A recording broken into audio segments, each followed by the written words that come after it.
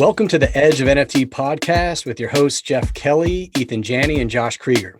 We aim to bring you not only the top 1% of what's going on with NFTs today, but what will stand the test of time. We explore the nuts and bolts and the business side, but also the human element of how NFTs are changing the way we interact with the things that we love. This podcast is for the futurists and dreamers, the disruptors and creators, the fans and connectors, and the makers and doers that are pumped about this ecosystem and driving where it goes next.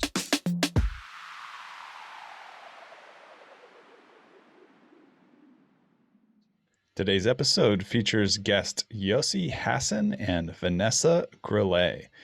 Yossi is the co-founder and CEO of Metaversal, a metaverse-focused startup that invests in and produces iconic NFTs that enable the metaverse. Prior to Metaversal, Yossi was the managing director of Techstars' first blockchain accelerator in New York City and launched Techstars' first fintech-focused accelerator in Africa. He is a passionate, venture-backed, and award-winning entrepreneur turned investor.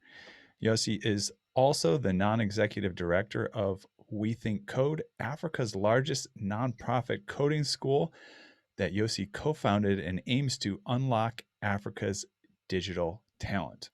Here's a bit about Vanessa. She is head of portfolio growth at CoinFund. She has 20 years of expertise in the financial services and tech industry.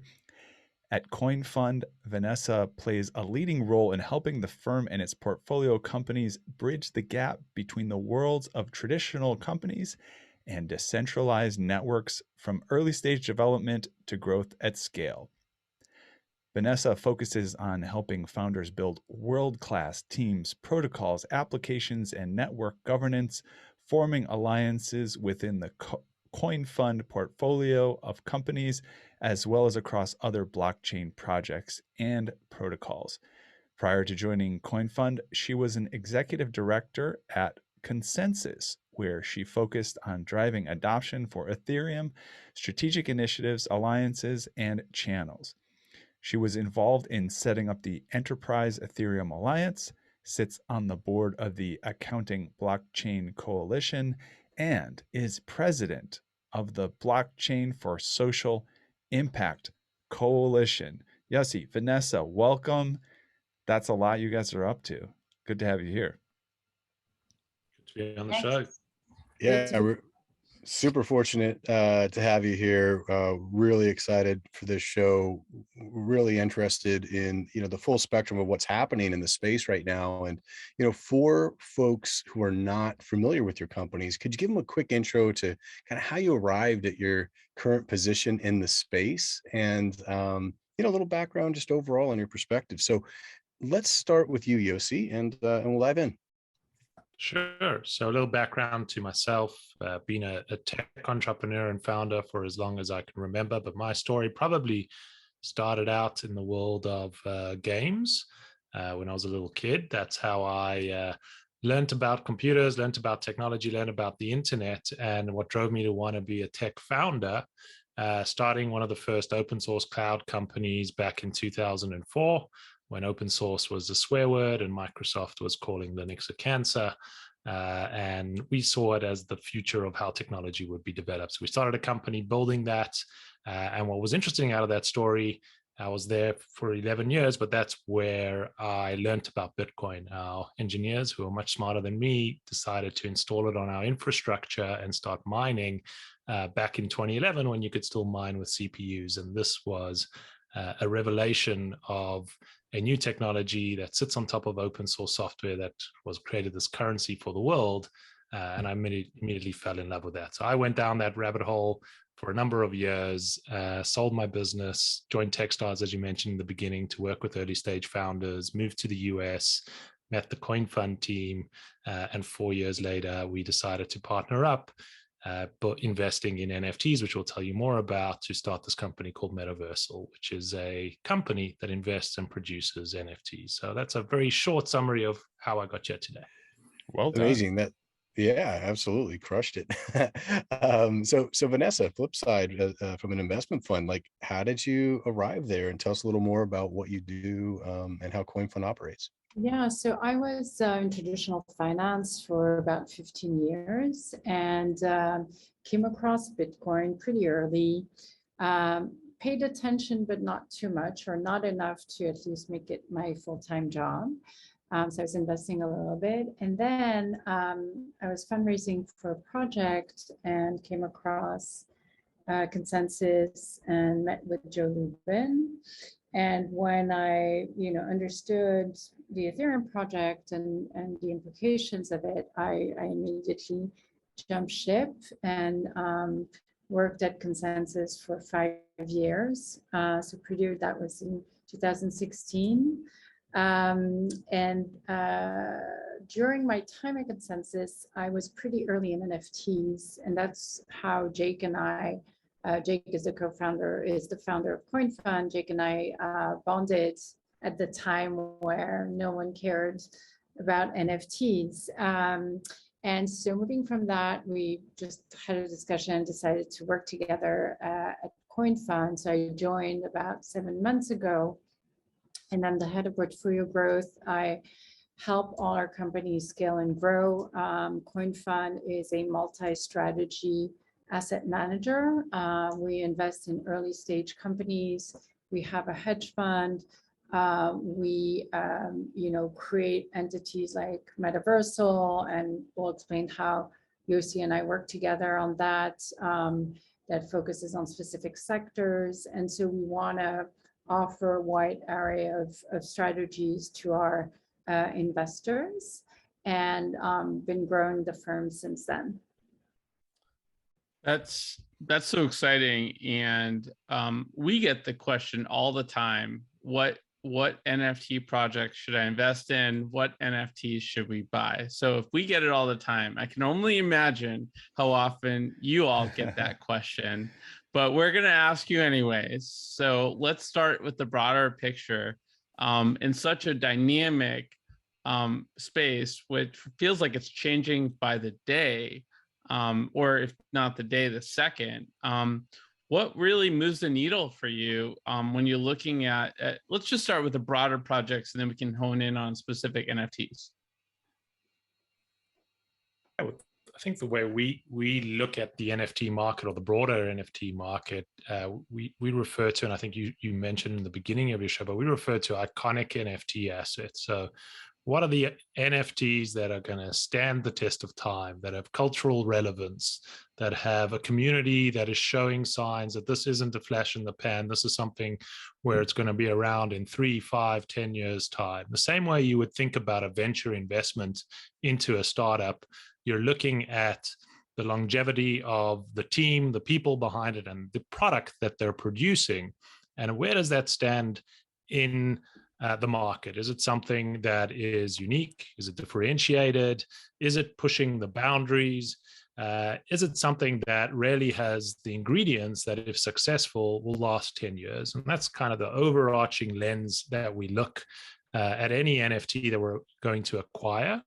And we have our own metrics, and we have what we call the NFT value stack, and it's got different components to it, and metrics that we can go into, like what makes up that stack, in order for us to determine that. But in essence, we're investing in cultural moments that we believe over time are going to become more and more relevant and more valuable to a segment of a population. So to answer your question on which NFT should you be buying, one, is it something that resonates with you as a culturally significant asset that you want to acquire and hold, or that you think someone else is going to feel is extremely valuable, that they want to now be part of this, either because of the status that it brings, the membership that it potentially gives you access to, the community that it gives you access to, or the financial economy that's being built around it in some kind of play-to-earn game mechanic, or something that you can leverage on DeFi.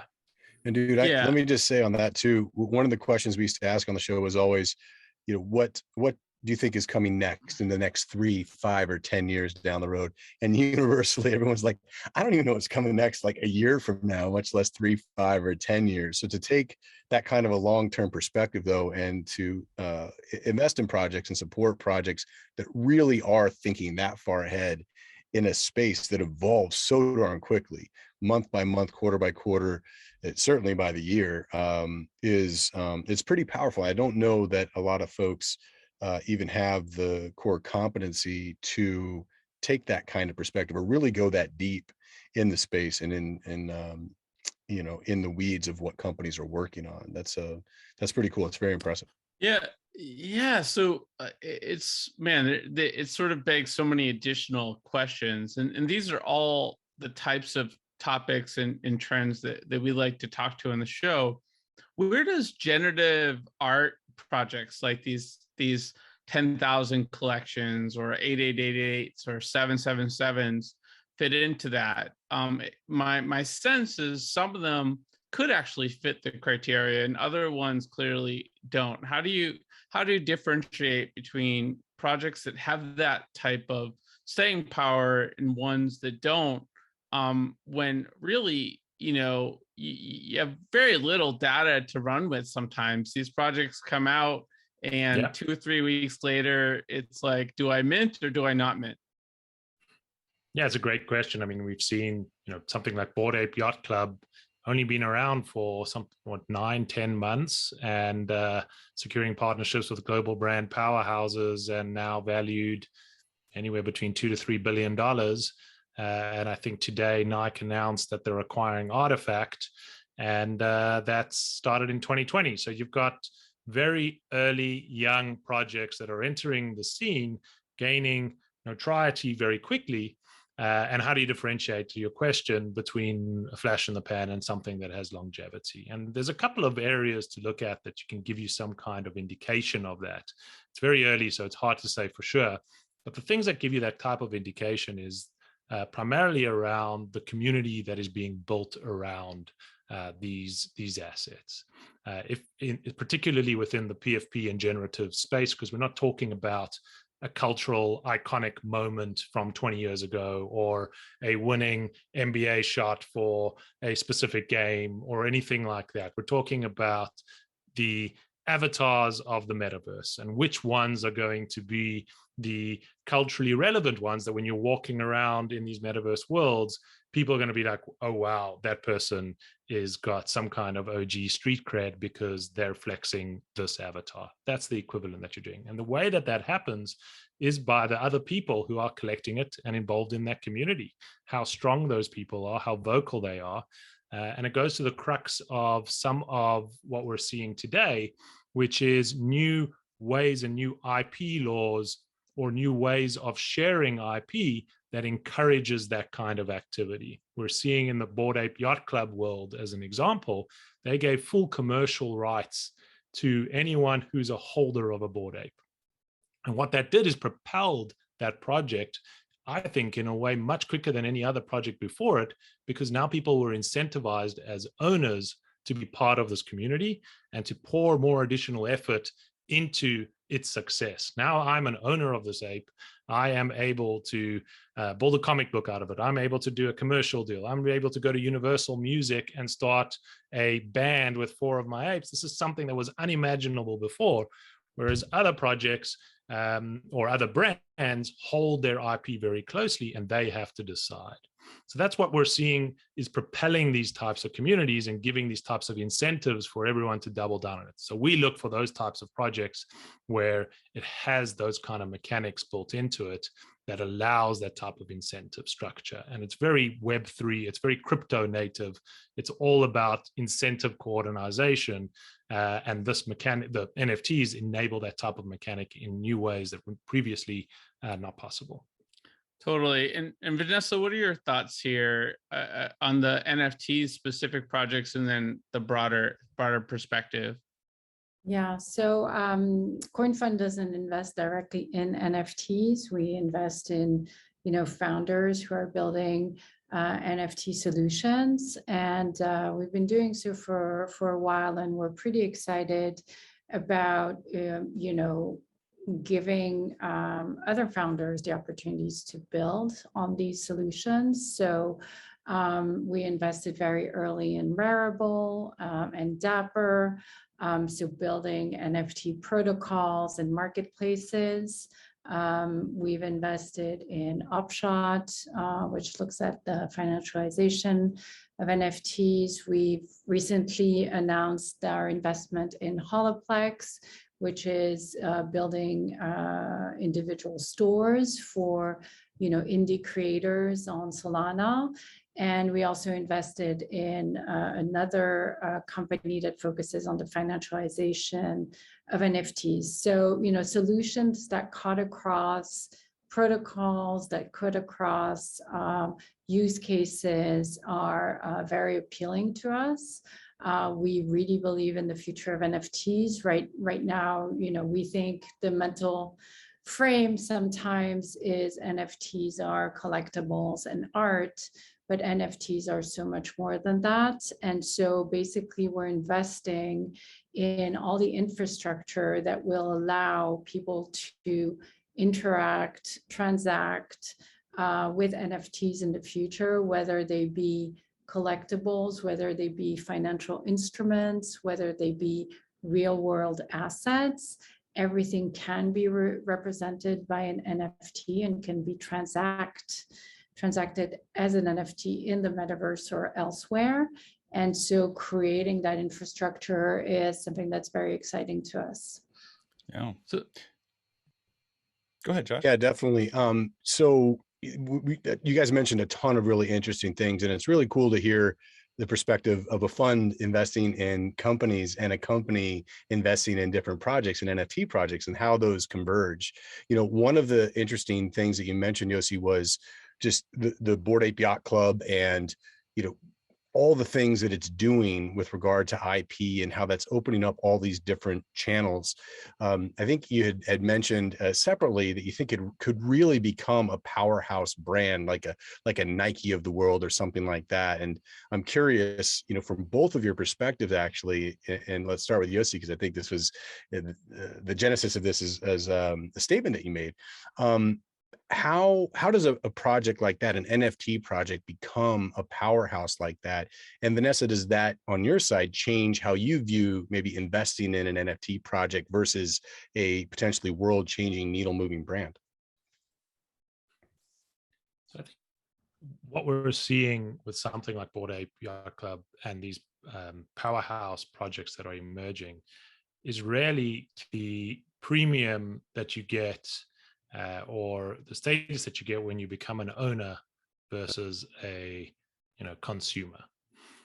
When you're buying a pair of Nikes, you're buying into the vision of Nike and what they're selling to you in terms of the brand that you're buying into, but effectively you're a consumer. You're on the one side of that transaction.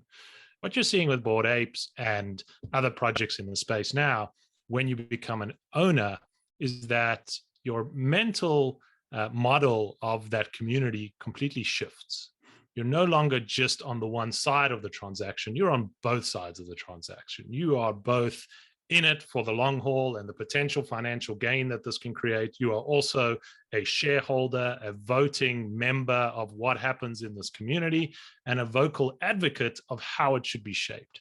So if you're starting with a community of 10,000 apes, as an example, and it starts with 2,000-3,000 people who have got a vested interest in the say of how this grows, all of a sudden you have 2,000 to 3,000 raving fans on a very early brand, as opposed to just raving consumers of a brand.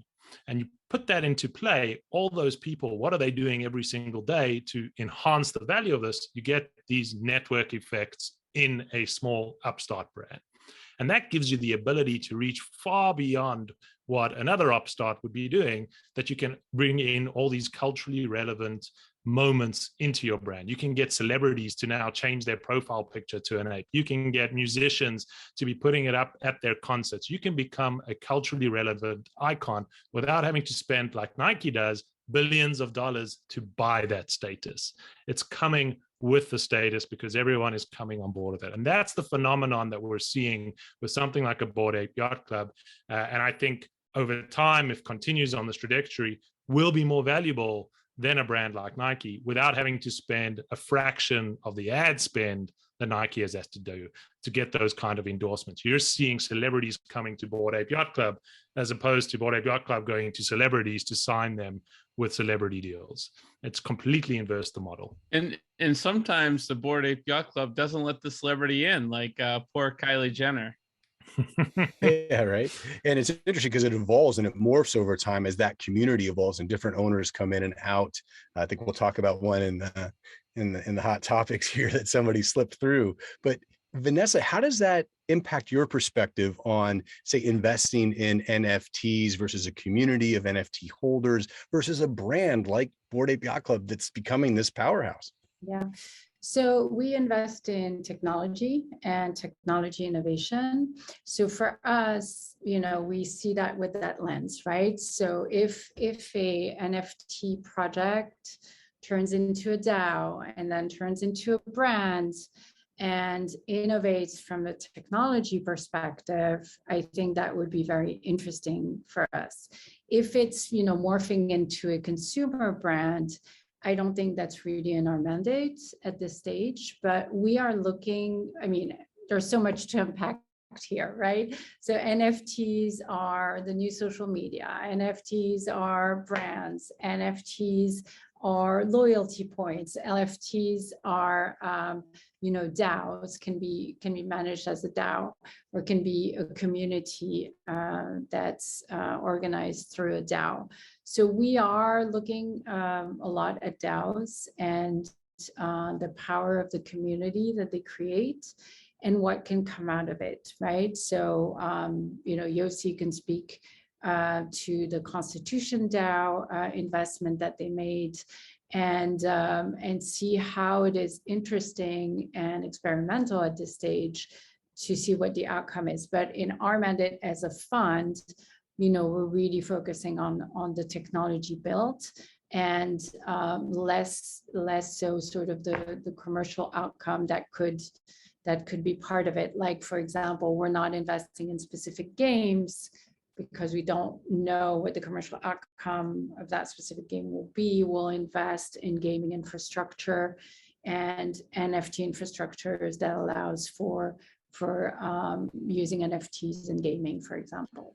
Yeah, a very traditional, tried and true picks and shovels approach, right? And of course, we appreciate the here at Edge of NFT. I think we've got something solid here that can stand the test of time as well, because we just get to follow along with what's going on, and that's what we've appreciated about having this very privileged position.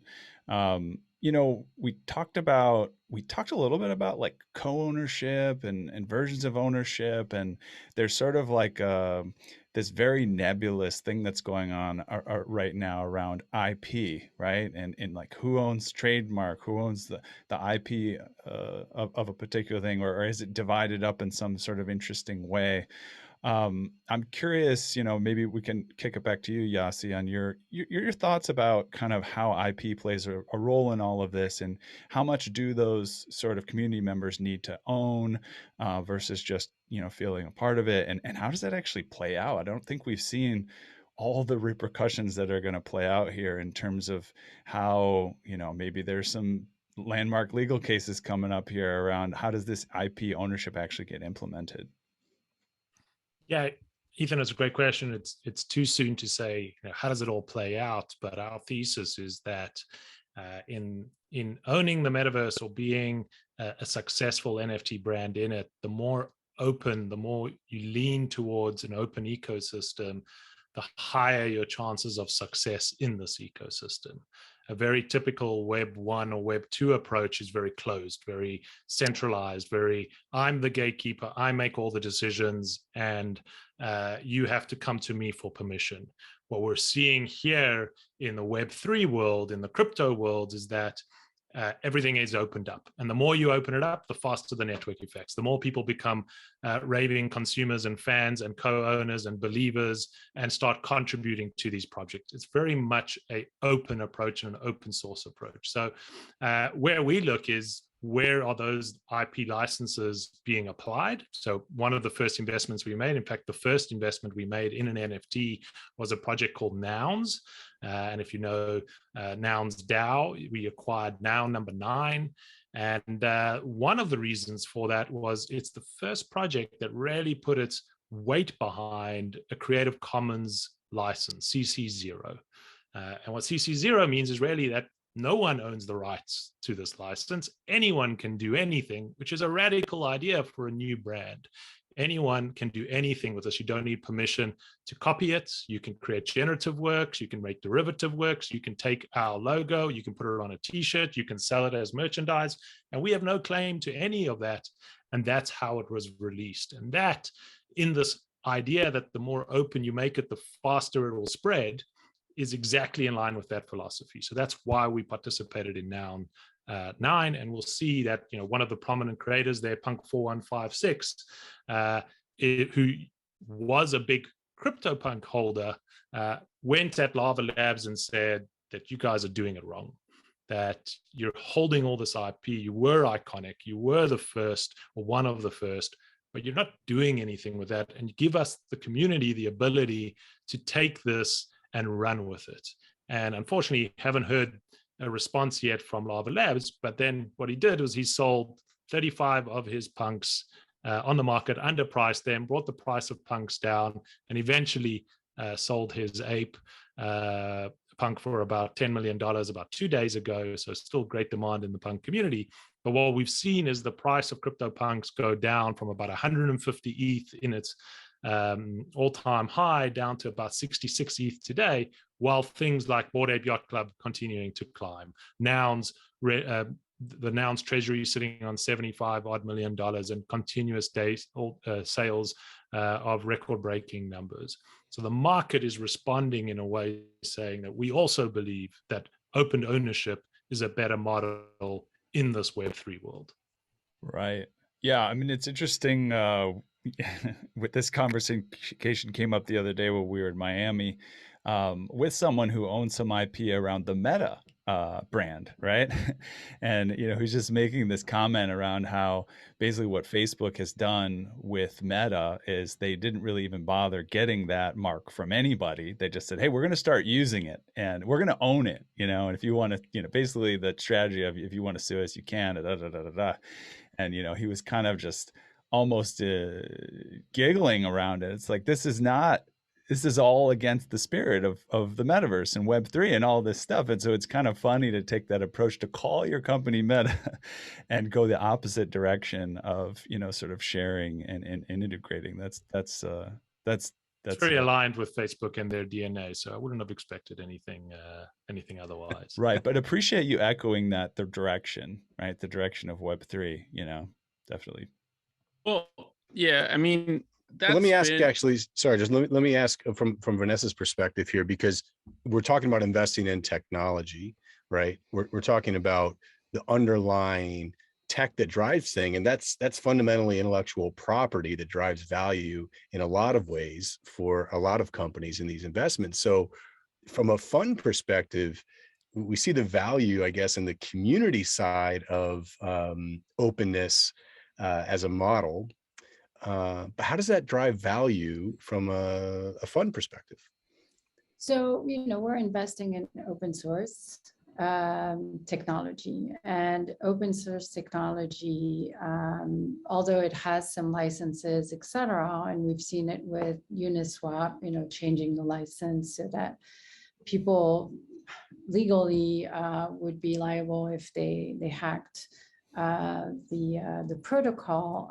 Most of the protocols don't have those restrictions, and it's unlikely that we're going to go that route because the pace of innovation in blockchain is something unseen before. And there's no need to protect something that everyone can fork or use and build products on. So we're very comfortable with that. With all my interaction with all the founders, this is not really a discussion unless they have some closed sourced projects, but we usually are not involved in them. And that was the same thing when I was at Consensus. There was no protection over IP because it's such an open community, and the value is in the community and is in the adoption, like Yossi says. Same thing for whether it's NFTs or protocols or project, it's the same approach. That's great to hear. So much more aligned than it might seem at first glance. Very cool. I think crypto VCs are very comfortable investing in open networks and protocols because that's how they're built and that's how they're designed. So it's nothing new for someone like a CoinFund. It takes a lot more for the traditional folks to get their head around what are the gates, what are the kind of boundaries here that makes this defensible over time, and trying to figure that out in a traditional lens is almost impossible. It's a completely new way to think about how this technology is built, how people participate in it, and where the value actually exists now. Yeah, great way to put it for sure. Yeah, so we've had a chance to travel quite a bit over the last month and a half. I got back to LA, I think, after 40 days on the road on Friday. And the conversations around Web3 were so plentiful. And there's a lot of interesting panels that we moderated or just conversations we had around DeFi and virtual land and gaming and NFTs and all this converging. So I wanted to just clarify, do you agree that all of this is now coming together? And, to Jeff's point earlier, when you look at what's possible in 2022, it's a little bit unpredictable just because all this technology, if it was individuals in a room and you just said, go create for a year, you don't really know what's going to come out on the other side. Is that your perspective as well, that we're seeing this massive convergence in all these different areas? Vanessa, you want to take a stab first? Yeah, so I think we're seeing several convergence. I think we're seeing convergence of Web 2 and Web 3. So that's the first step. And so, there is a clash of culture there.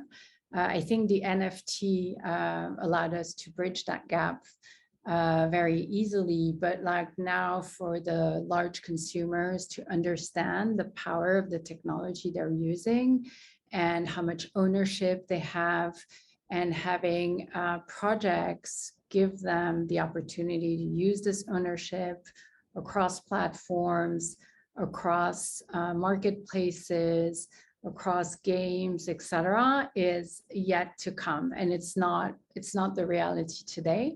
So what we see is that conversion is coming, where the accessibility of NFTs will increase. There will be more and more interoperability, whether it's on the protocol layer or at the application layer, and that will continue over the next 3 to 5 years. And that will allow seamless experience from a consumer and an owner perspective of the NFTs or people in the metaverse, and that's going to transpire in our everyday life. So currently, we're looking at art, collectible, financialization of NFTs, but we're going to see workplaces in the metaverse. We're going to see credentials in the metaverse. We're going to see loyalty points in the metaverse. We're going to see e-commerce in the metaverse. We invested in a company called Space, which is really going to be, at the confluence of Web 2 and Web 3 with that e-commerce component that can go viral in several different ways as the information spreads and people have access. There's 7 billion people or more on the planet. Maybe 99% do not travel and have like can have access to some online, experience. And so it's sort of like sky's the limit here. of what's going to be happening in the next 5 years. So what do you say to the folks that are critical of the potential of metaverse proliferation, right? Where they're like, how many different metaverses can you have? How can all of this be done in the metaverse? Doesn't there have to be, one or several winners here? What are your thoughts there? I find it very exciting, and I hope that we're not going to be replicating the Web2 sort of mega tech companies, because the diversity of the metaverses is going to reflect the diversity of the world, basically, and the capacity for us to engage in very different ways, even with different personas, and have this unlimited access. And so we'll see the metaverses coming together in the future, building bridges between themselves, having increased access. But we'll see that in the future. But we have to embrace diversity because it makes us richer. It makes innovation flourish. And so having like one or two metaverses is really not the world I want to see in the future. Yeah, I totally agree. And it's refreshing to hear that perspective. Yossi, were you going to say something as well there? Yeah, Josh, I wanted to add to what Vanessa was saying. I think if we look at what's going to drive this multiverse of metaverses, why we talk about NFTs unlocking the metaverse is because for the first time, you have this ability to have digital ownership, true digital ownership, scarce digital ownership, and the ability for that to be traded globally, instantly, as long as it meets the standards of an NFT. And that standard is, again, open and prolific. Now, why is that important? Because now that you have asset ownership, people want to be able to port their asset. They want to be able to move their asset from one place to another. I have my awesome avatar that I spent 100 hours playing in a certain game developing, and all I can do is only keep it within that game. Then it's much less valuable to me than if I could take it to the next game that I'm playing and the next experience that I'm going into, or into that office meeting that I'm going to dial into with my VR headset over time. And that's just going to force companies, protocols, projects around the world to embrace the standard, because ownership unlocks all of that. And like we see kind of the ability for ownership of property in the US versus other economies, and the ability to bring that about sooner made America develop a lot quicker than other economies around the world. And the same will play out in this metaverse play, and NFTs really are the centerpiece of that, and why we at Metaversal are so focused on investing in the NFTs as opposed to the picks and shovel businesses as much as we do on the NFT side, because we really see that as the integral layer that unlocks the metaverse. So we look forward to that day when you log into your business meeting and you're the Bored Ape and the other person's the crypto punk. It's happening. It's happening already. Yeah, I mean, we saw Adidas sponsor G Money, and G Money is his ape avatar. That's what it means to be sponsoring G Money, and a big brand put their weight behind that. I mean, we've got Neil Strauss writing for Jenkins of LA, but it's crowdsourced, right? These things are happening all the time. People are, even in IRL are walking around as their own avatars with dyed hair and different outfits and all kinds of fun stuff, right, to reflect their apes. Yeah. Shout out to Cowboy Cheetah, who was representing with cowboy or cheetah spots in his hair and everything in Miami. And we're seeing, with augmented reality, that will become more and more commonplace, and digital merch, digital fashion is becoming a category and an industry that is growing. And someone will be wearing a pair of Nikes, and you put your AR glasses on, and all of a sudden that puts you into a completely different outfit. And that's what's starting to happen. And as we digitize more and more, there's just going to be more of that happening with every day. So it's Eathan, it's not far away where I think, apes walking into the boardroom is going to be a common occurrence. Bored apes walking into the boardroom. Yes. All right. Should we move on to quick hitters, Jeff? Should we hit that? I would love to hit this last question actually. Yeah. Okay. Yeah, I think it would be great to know. Yeah, I mean, I think really the real question here is as you look outside of your own companies and your own portfolios, what other projects or companies are you excited about, and who are you looking to for inspiration and education? Who do we look to for inspiration and education is really the early creators, the early artists who are coming into the space in droves that are undiscovered, that are unknown, that are pushing the boundaries of what this technology can do, and really experimenting. And I think that's where the most interesting stuff is happening. We spoke at the beginning of the show about a new platform, FX Hash, where generative artists are experimenting on a different blockchain, on Tezos, a much lower cost blockchain, and creating some really unique and interesting generative art. And that's where I think something like NFTs really is powerful. It opens up the playing field for anyone to participate. Everyone is welcome, and we see innovation in the strangest corners because of that. So where do we look for inspiration? In those corners, and from there we learn, and then we bring that into our studio and start looking at how can we take that inspiration and use that as part of our productions. Makes sense. Vanessa, how about for you? I think for us, it's really being very close to the community, whether it's the DAO community, whether it's the creators community, the developers. They're really the ones who are creating this industry. We pride ourselves as crypto native VCs. We really are founder first, and they're the ones who give us the ideas. We're not, we try to help them once they're on their journey, and we know what's going on in the market, and we give them perspective. But those are really the inspirational folks for us. Well, I tell you, it's been so interesting to hear kind of the varying perspectives, but also where your perspectives really do align. And it feels like community is at the center of all of it, right? It drives so many things that's happening today, and I think what will happen in the future.